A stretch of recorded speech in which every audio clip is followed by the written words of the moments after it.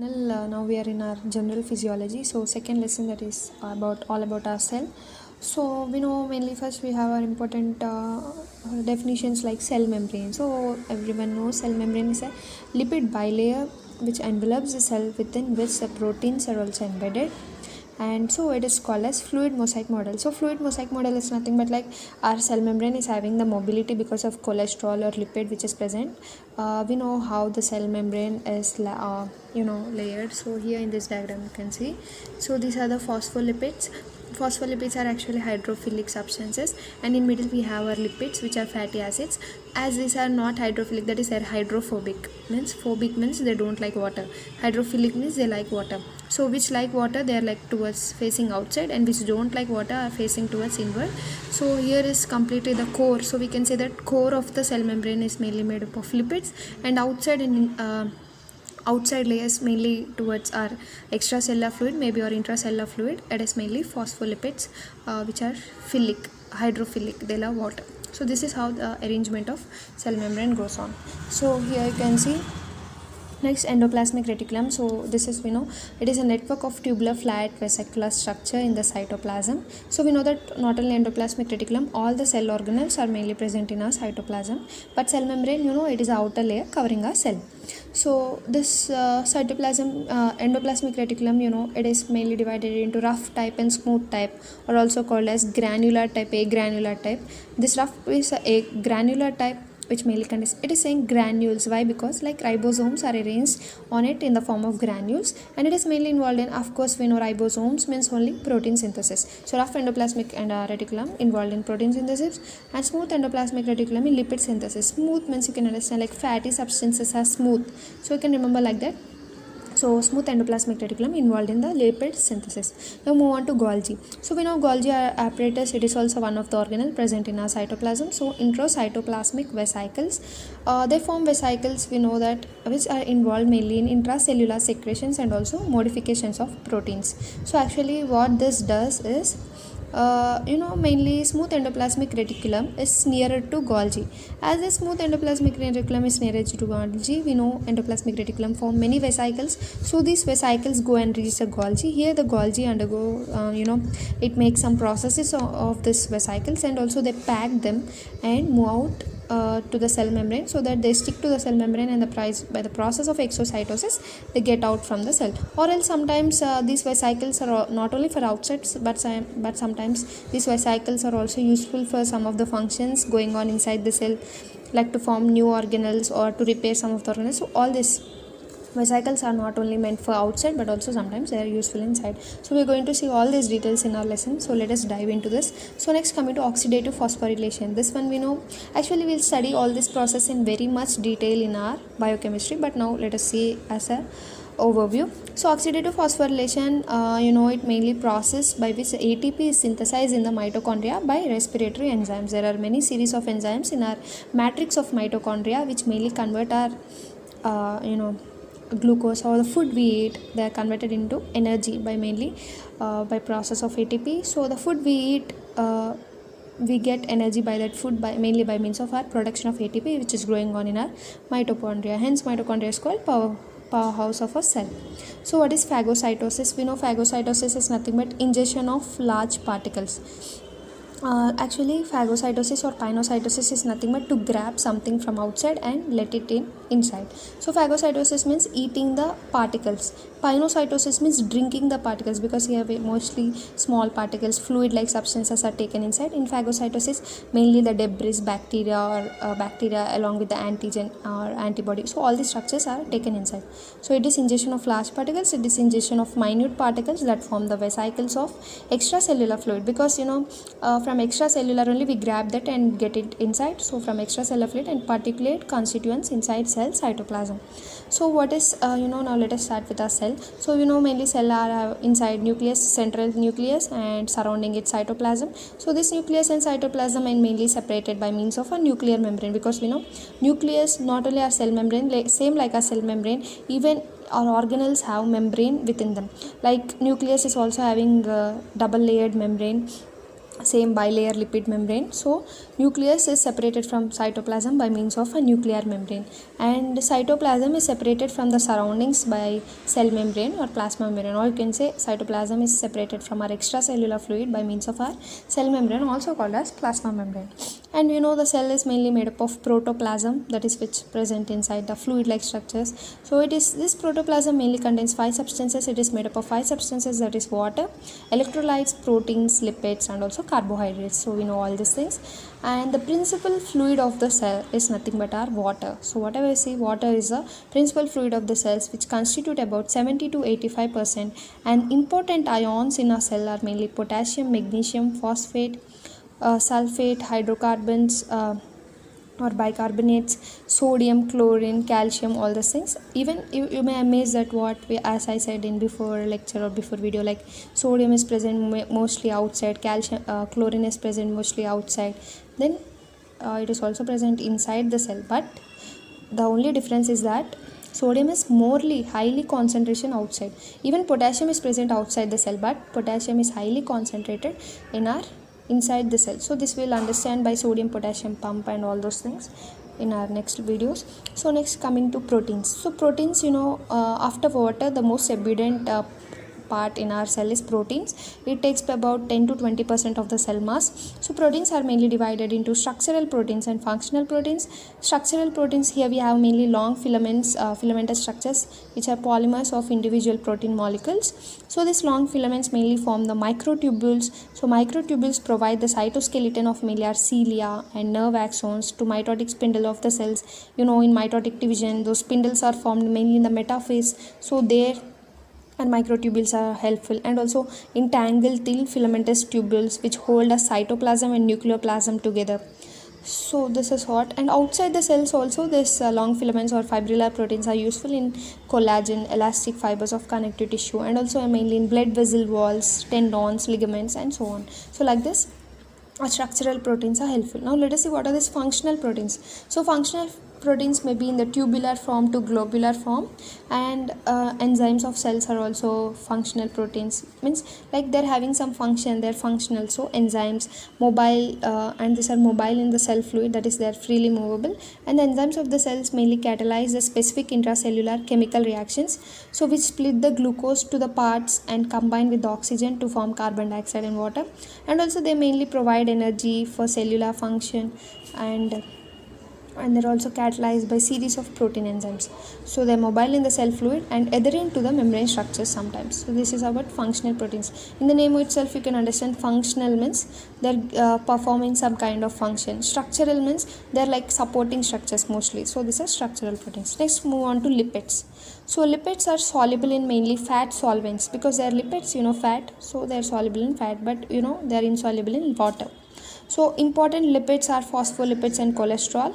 So these are about 2% of the cell mass. So remember all these things. I said first water is about 70 to 85%, and proteins are about 10 to 20%, and phospholipids and cholesterol, that is fats, are about only 2%. So most of our body has water, and next we have proteins, and next we have our fats. So phospholipids and cholesterols are mainly insoluble in water, as I said, because they are fats. They are soluble only in their fats but not in water, and they are also used to form the cell membrane. As we know, our lipid bilayer is made up of fats, lipids, and also it is used in formation of intracellular membrane barriers. And next, lipids, mainly we have triglycerides, which are also called as neutral fat, and in fat cells, mainly 95% of the mass is given to the triglycerides, and we know triglycerides is also known as storehouse of energy, which gives nutrients whenever needed. So whenever we need, we break those nutrients and we utilize them. Next, move on to carbohydrates. So carbohydrates, it is also called a glycoprotein molecule, and it has a major role in nutrition of cell but minor role in only membrane, because carbohydrates only minor role in membrane. Most of that it is used in nutrition, right? We know 1% it is present in our cellular mass, and 3% is present in muscle cells, 6% present in liver cells, because in liver cells only mainly carbohydrate metabolism goes on. So 6% is present in liver cells. And in extracellular fluid, glucose is present always in the dissolved form and readily available. So whenever cell need small amount of energy, or whenever it is needed, it can easily absorb from the extracellular fluid, and small amount is also stored as glycogen. Always, fat is only stored as fat is only stored as fat houses, adipocytes, all those things. But normally glucose is not stored; it is metabolized rapidly, but sometimes stored only in the form of glycogen. So most of the glucose is used in metabolism, mainly in our liver. So glycogen, we know it's insoluble polymer of our glucose, and it can be depolymerized and used rapidly to supply energy whenever needed in the cells in case of any situation. So now let us move on to the physical structure of a cell. So physical structure of a cell, if mitochondria is not present, then 95% of a cell energy is also absent, because mitochondria produces structures of cell, our cell membrane, nuclear membrane, endoplasmic reticulum membrane, mitochondrial membrane, lysosomal membrane, Golgi membrane. So all these membranes are made up of lipids and associated proteins. So normally we think that only cell membrane bilipid layer, but remember that all these membranes are also equally made up of lipids and also proteins. So our cell membrane is mainly 7.5 to 10 nanometer thick, and the proteins are about 55% in them. Phospholipids are 25%, cholesterol is 13%, and other lipids are 4%, and carbohydrates are 3%. So this composition is important to remember regarding cell membrane. And we have mainly peripheral proteins, integral proteins. So integral proteins are nothing but glycoproteins. Glyco means only here the word glyco itself, you should remember it as carbohydrates. It is made up of carbohydrates. So fluid mosaic model, we know its fluidity because of cholesterol or lipids which are present in our bilayer. And the membrane carbohydrates, in our cell membrane, carbohydrates mainly form a glycocalyx in combination with the proteins, lipids. Then it is forming glycoprotein. Glycoripid means nothing but glyco is the word which refers carbohydrates. So here carbohydrate with protein, glycoprotein, carbohydrate with lipid, glycolipid.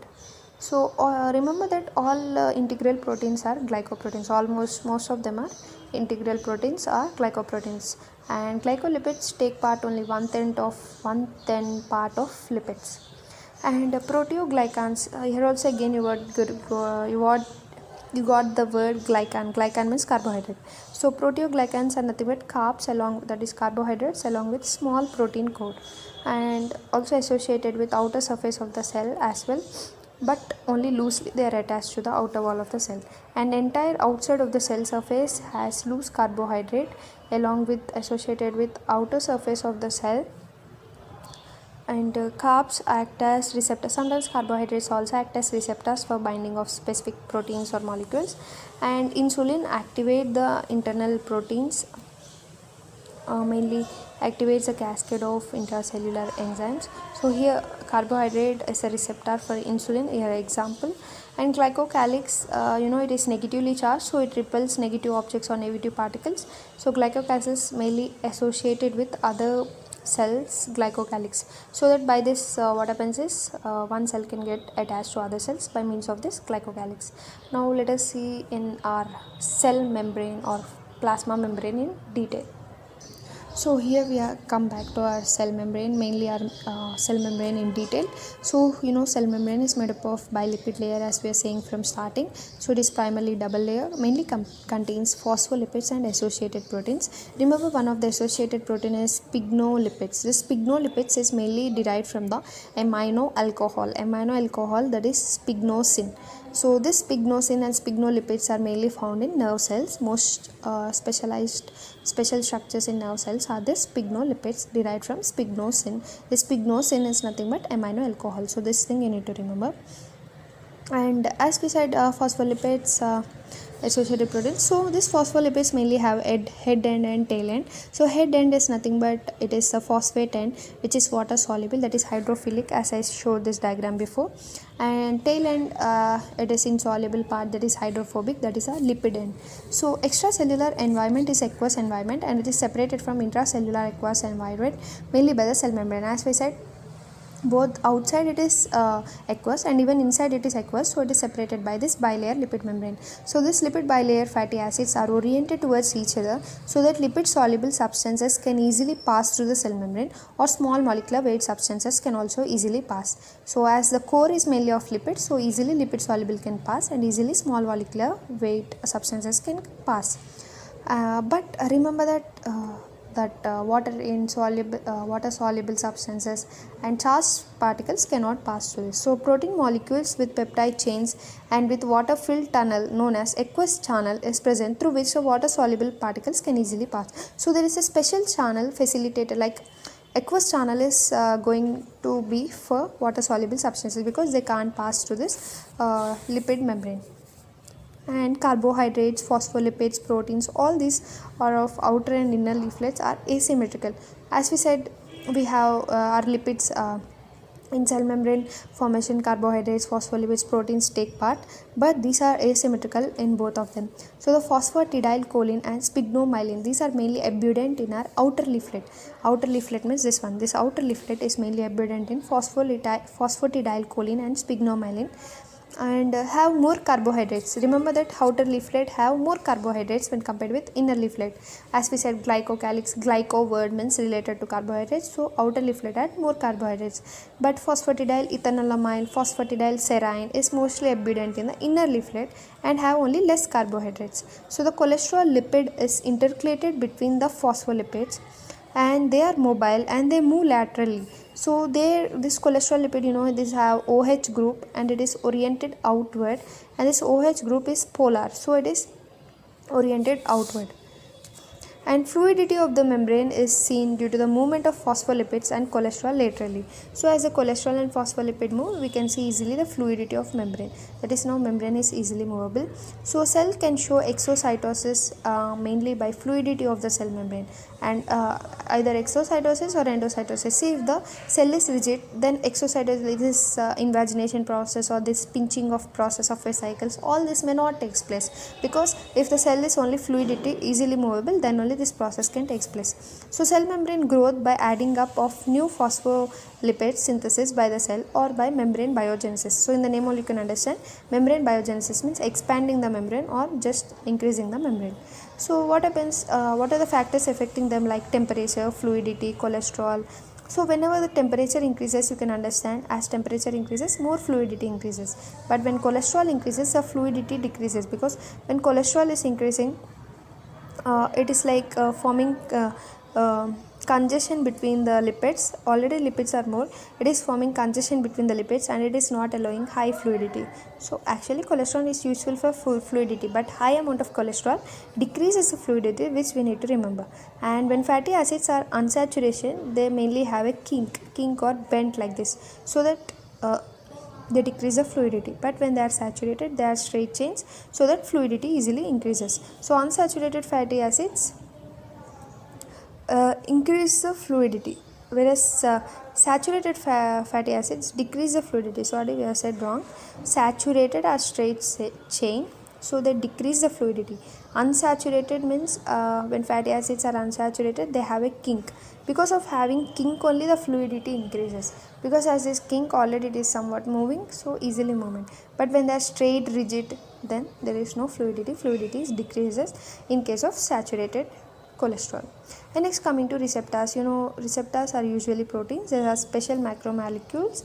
When specific substances bind, one side they bind and other side they produce a signal, and they lead to modification of our biological system. Whenever a protein bind, for example, this is a receptor, a protein bind, it gives a signal inside, and the signal gives a secondary message, so that there are changes in our biological system because of a receptor and ligand communication. So for example, hormone, neurotransmitters, all these bind and induce a change in our biological system. So for example, you can take epinephrine or neurotransmitter. So these are binding to a receptor. So you can say this is a receptor. It is giving internal signal. So example, epinephrine can't enter the cell. These substances can't enter the cell. So they have a receptor, especially extracellular receptor. So it provides info to the receptor and sends signals into the cell. And next, lipid soluble or small molecules can have intracellular receptors, right? Because if they are soluble, then they will enter inside, and next they will have a receptor inside. If they are unsoluble, then only they have outside receptors. And large molecules, non-lipid solubles, have mainly membrane receptors, right? So example, you can take thyroxine. Thyroxine is small, soluble, intracellular, so it has intracellular receptor. Insulin is very large, so it has extracellular receptor. As we discussed already, insulin have carbohydrate receptors and amino acid chain molecules, so all these receptors, and also associated proteins together called lipid raft. So what they are saying, receptors along with its associated proteins, it is called lipid raft. So our proteins along with a receptor called lipid raft. Next coming to associated. So as we said here, associated proteins. So what are those associated proteins? Let us look at them. So associated proteins are nothing but divided into integral proteins and peripheral proteins. Integral protein is nothing but, like here you can see, this is like completely present like this in the membrane only, it is embedded, then it is integral. Peripheral proteins means either it is present towards one side like externally or internally, only towards one side it will be. So I can see integral proteins are present throughout the membrane. They are also known as transmembrane proteins, whereas peripheral proteins are present towards outside or inside the membrane. So they have extra and intracellular domains, that is about peripheral protein, and loosely attached to the membrane, attached in non-covalent ways, and can easily be removed by changes in pH or ionic composition. So 50% of our membrane is lipids, 50% proteins, 47% lipids, and 3% carbohydrates. That is about our cell membrane composition, in the cell membrane composition. So charged lipid soluble proteins or particles which can't pass through the membrane, so the proteins are required to make some channels. These channels are made up of proteins and also amino acids. So as we are discussing now, this transmembrane protein can act as a channel by forming a gap in between them. So the central area is water-filled tunnel, that is integral protein channels, right? So carrier proteins are specific, they alter their structure to carry the substance into the cell. So we can now take example like carrier proteins are like peripheral proteins because they change the structure and they send inside. So enzymes are also integral proteins, right? Linker proteins are helpful to bound the cytoskeleton, example actin component, to the extracellular structure to obtain the stability to the cell. Example you can take collagen. So receptors are like extracellular substances here, collagen. So these are the linker proteins. And receptors are also integral proteins. So what we have under integral proteins? Receptors are integral proteins, enzymes are integral proteins, and linker proteins are also our integral proteins. So all these proteins come under integral proteins, and also channel forming, water channel forming are also integral proteins. So next coming to, they are attached by weak electrostatic forces and their component of cytoskeleton and may be associated with linker protein. The working with the receptors. Oh, this is about our peripheral proteins. So here I written 1 and 2, right? So the second one is about peripheral proteins. So peripheral proteins are attached by weak electrostatic forces and their component of cytoskeleton may be associated with the linker protein sometimes. As we said, linker protein is bound to cytoskeleton and it is helpful for obtaining the stability. So this may be component of a, even the peripheral protein may be one of the component of a linker protein, and they are working with the receptors. And yeah, of course they will work with the receptor. For example, this is a receptor, so here our peripheral protein lies, this is inside the cell, then this receptor gives a signal to this peripheral protein. They also act as secondary messengers and give message inside the cell. So 7-pass receptors example may activate the second messenger system, that is nothing but their peripheral proteins. So proteins related to them, especially second messenger system, are peripheral proteins. So this is all about our cell membrane in detail. Now let us continue our topic. So let us continue our discussion on our cell and its structure lesson. So jelly-like fluid of cytoplasm is nothing but our cytosol, and it is having dissolved proteins, electrolytes, and also glucose. So neutral flat globules, glycogen granules, ribosomes, secretory vesicles, and 5 important organelles like extra endoplasmic reticulum, Golgi, mitochondria, lysosome, peroxisome are mainly present in a cytoplasm. So all these structures are present in cytoplasm, we know that.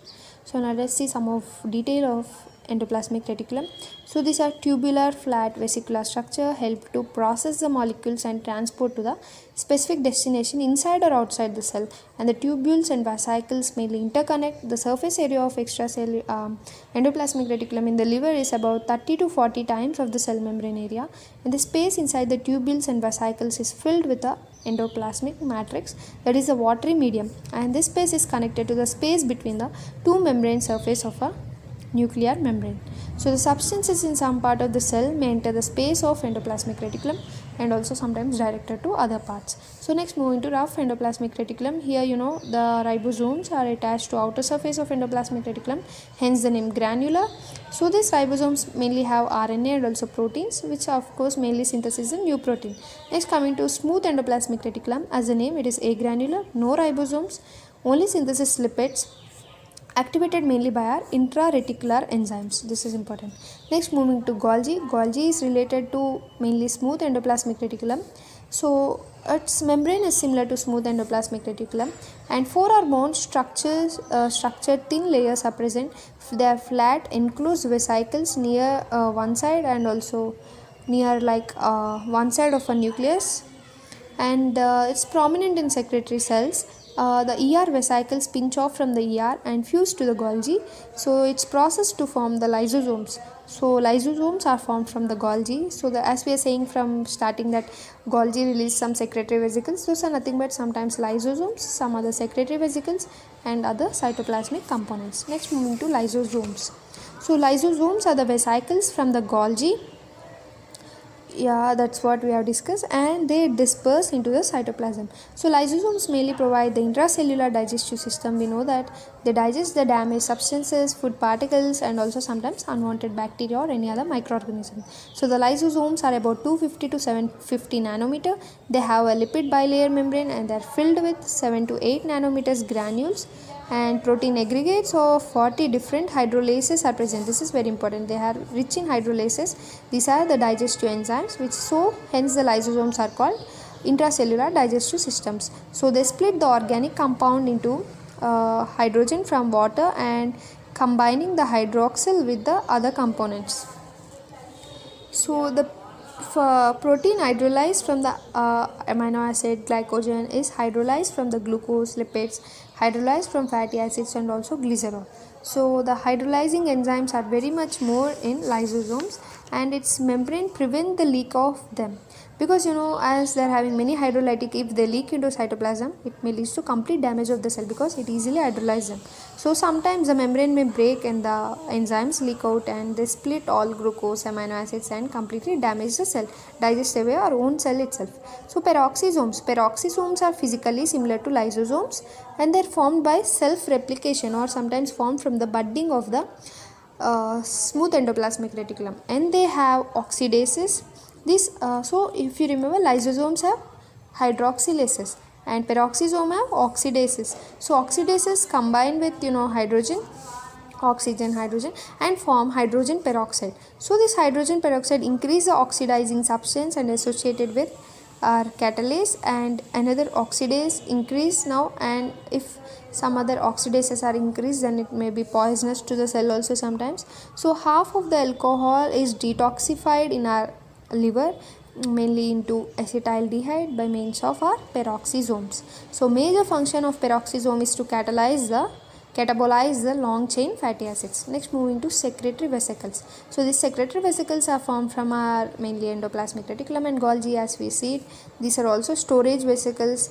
These secretory vesicles are also nothing but secretory granules, mainly seen in pancreatic acinar cells, which store protein proenzymes.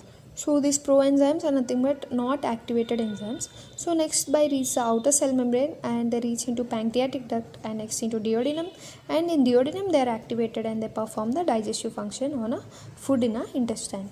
So this is a function of our secretory vesicle. Next, moving to mitochondria. So mitochondria, we know it's a powerhouse, hundred thousands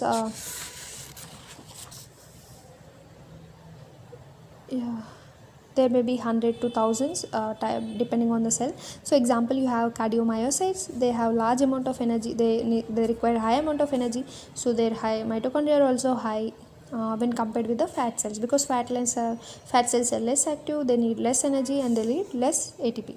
So mitochondria is also variable in size and shape, it may be to few hundred nanometers, and globular in shape or elongated, or sometimes 1 μm diameter and 7 μm long, and maybe branching or filamentous in structure. So it is also having lipid bilayer membrane, outer and inner layer. Inner layers show some foldings which form the cells, also called cristae, which mainly oxidative enzymes are attached to it, and large surface area for chemical reactions is present for the cristae. And inner cavity is present, which is filled by a matrix where there are high amount of dissolved enzymes which extract the energy from the nutrients. So this enzyme that we have said, this enzyme dissolved enzymes with the oxidative enzymes on the cristae mainly cause the oxidation of nutrients, forming both carbon dioxide and also water, and also release the energy by means of ATP. So ATP diffuse out of the cell whenever it is needed for the cell. So mitochondria also can have self-replicative process when ATP is when a high ATP is required by cells. So mitochondria have its own DNA so that it can have its own replication, and this DNA control its replication. So cells which required high energy like skeletal muscles, there or in chronic exercise in a skeletal muscle, the density of mitochondria increases and also increases the energy supply mainly by increasing the number of ATP. So now let us see cell cytoskeletal, filament and tubular structure. So cell cytoskeleton is nothing but the network of fibrillar proteins which is organized into filaments or tubules. So cell cytoskeleton is originated as precursor protein molecules, and this is synthesized by ribosomes in a cytoplasm, and this polymerized to form mainly filaments. So example, whenever high number of actin filaments occur in a outer zone of cytoplasm, then it is called as ectoplasm to form mainly elastic support for a cell membrane. Actually cytoskeleton is nothing but used for a support. And muscle cells, we have actin and myosin filaments. These are organized into special contractile machine, that is for mainly this is the basis for our muscle contraction.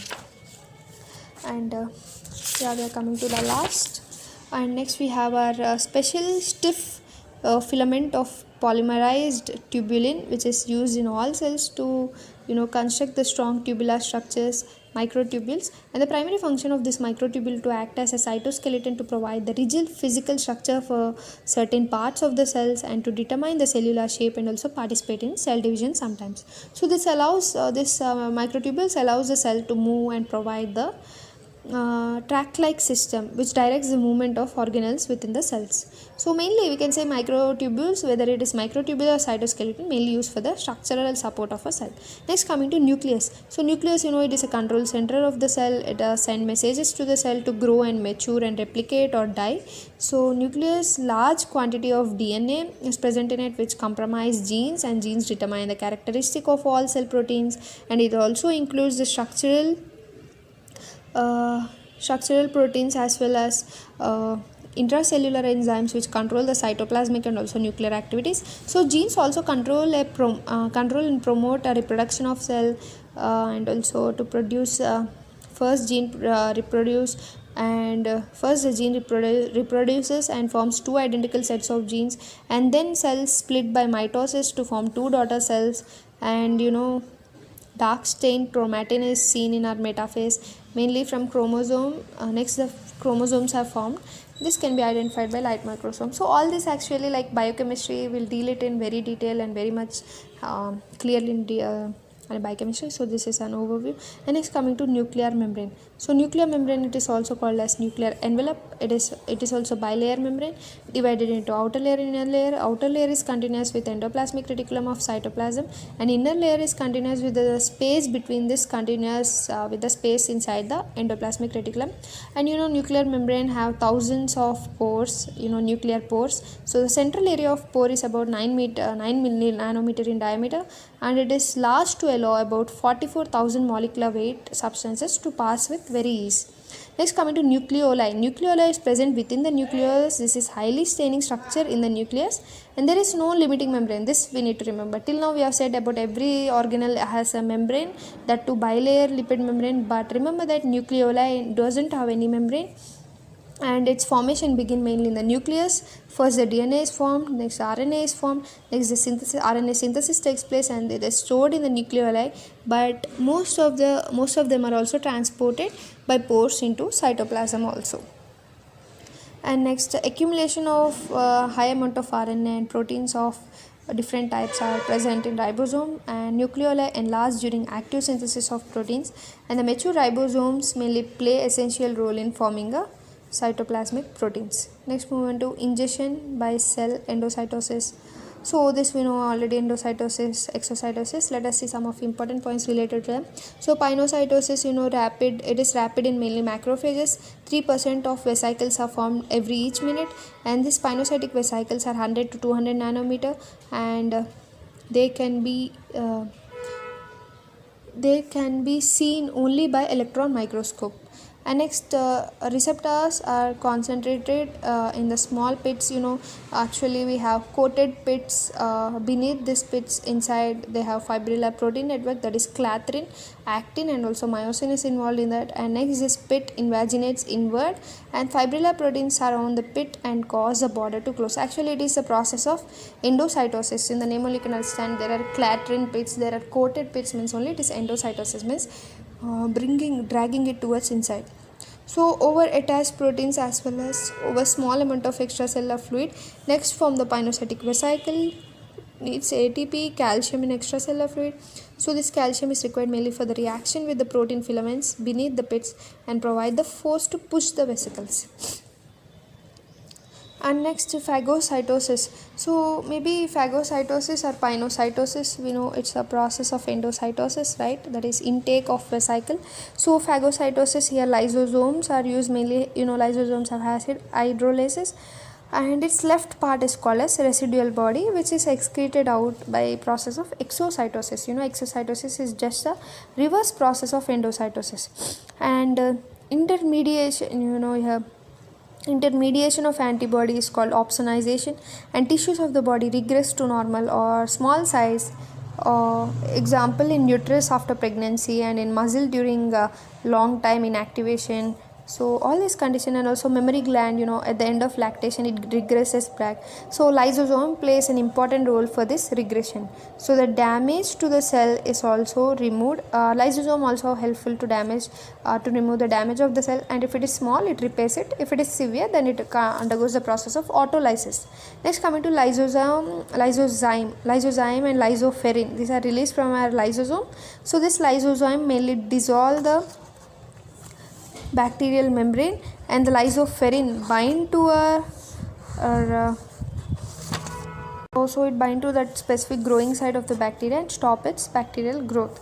And its acidic pH is about 5, which activates the hydrolysis in a lysosome and inactivate the bacterial metabolism. Next, moving on to autophagy.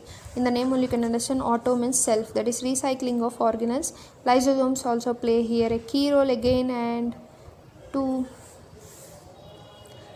eat self content. So in autophagy, actually what happens is the worn out cell organelles are transferred to the lysosome, that is the damaged cell organelles are sent to lysosome.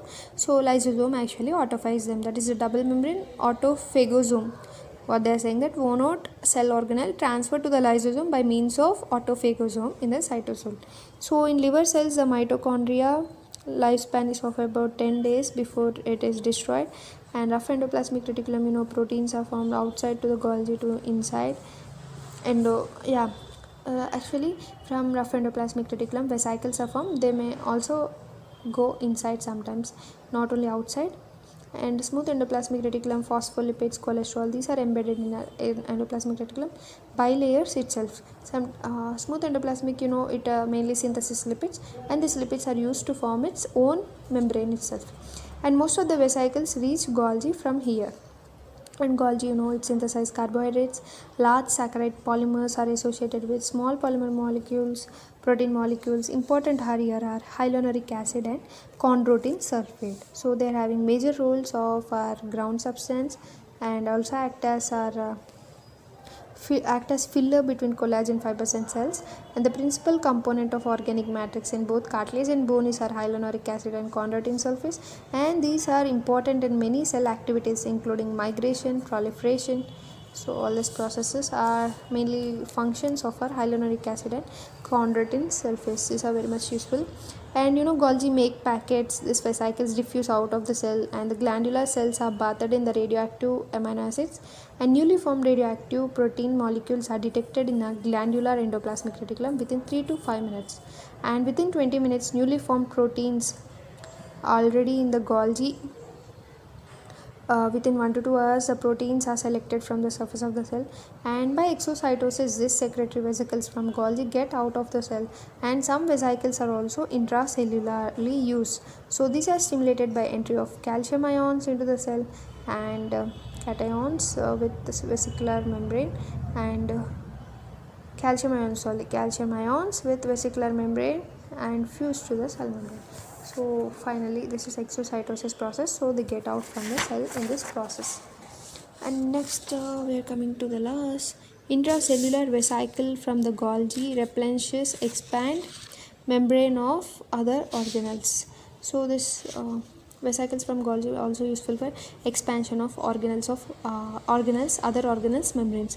And next coming to mitochondria extract energy from nutrients. How this happens? So the food we eat, it gets combined with oxygen and forms carbohydrates, fat, proteins. So carbohydrates mainly form glucose, and fat mainly from fatty acid converted into fatty acids. Proteins are converted into amino acids mainly in our digestive tract and by our liver.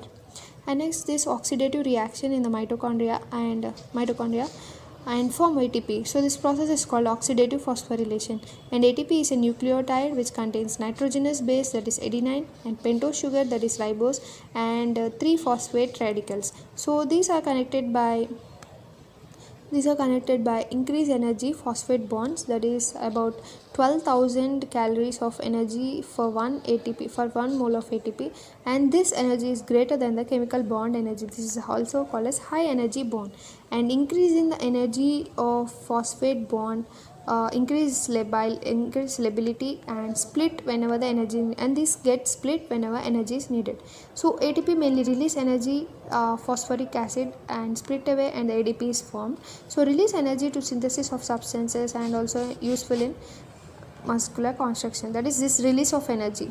When ATP is converted into ADP and phosphate, some energy is released. Even that energy is used for synthesis of some substances and also for muscle contraction. And again to form ATP, like now ADP and phosphate is formed, but now again we need ATP, that is now again we need energy, then again ADP get binded with phosphate to form again ATP. So ATP is an energy currency of a cell. So actually what happens in this process, we'll see this in detail for sure in our biochemistry, but now for time being, for this overview, we'll see that glucose is converted into pyruvic acid by means of glycolysis, and here also again ATP is converted into ATP, and but only very few amount, that is about only 5% is formed. So this is not sufficient to meet our body needs. So this pyruvic acid next converts into acetyl CoA in the matrix of a mitochondria, and this acetyl CoA undergoes Krebs cycle, or also TCA, or also called a citric acid cycle, and it forms one hydrogen and it binds with the carbon dioxide and increase in reactivity along with the oxygen. So now the ADP again start converting into ATP by the ATP synthase. So this ATP synthase takes the energy from the hydrogen here, and it converts the ADP finally into ATP. So this ATP go to the cytoplasm and also into the nucleoplasm, and this is used again for the multiple cell functions. So all this process which we have explained is the overall process to form the ATP is called the chemoosmotic mechanism of ATP formation. So we are saying ATP, that what are the uses of ATP? So it is mainly used for the transport of multiple membranes, like here you can see, to supply energy for sodium transport, potassium, calcium, magnesium. Also all ions transport, we need energy that is required from ATP, and it is used for the synthesis of chemical compounds throughout the cell, like to promote the prosynthetic activity by ribosomes to form the proteins, and also like mechanical work to supply the energy during muscle contraction. So all these works are done by our ATP. So ATP is very much required. So in renal cells alone take 80% of the ATP for this transport purpose alone. So renal cells only take 80% only for transport purpose only. Then it may take also ATP for other its personal needs, like personal needs in renal cells, so all those things. So cells make phospholipids, cholesterol, purines, pyrimids, mainly require energy. To make this also we need energy. So to form protein, thousands of ATP are required. So some cells use about 75% of ATP formed in all simply to synthesize the new chemical compounds, and especially the protein molecules, which are mainly in a growth phase of a cell. So whenever a cell is growing, then it needs lot of ATP. So all these ATP needs are fulfilled by our mitochondria. Hence mitochondria is called powerhouse of a cell. So ATP is used for special cells to perform mechanical work or for contraction, ciliary action, amyloid movement, so all these things. So our mitochondria acts as a powerhouse of a cell. It continuously giving ATP to our cell to perform all these functions and to stand and to support or to continue the process of life by producing continuously energy by food we have taken. So this is all about our second lesson, cell and its functions. So if you like our videos, don't forget to like, share and subscribe.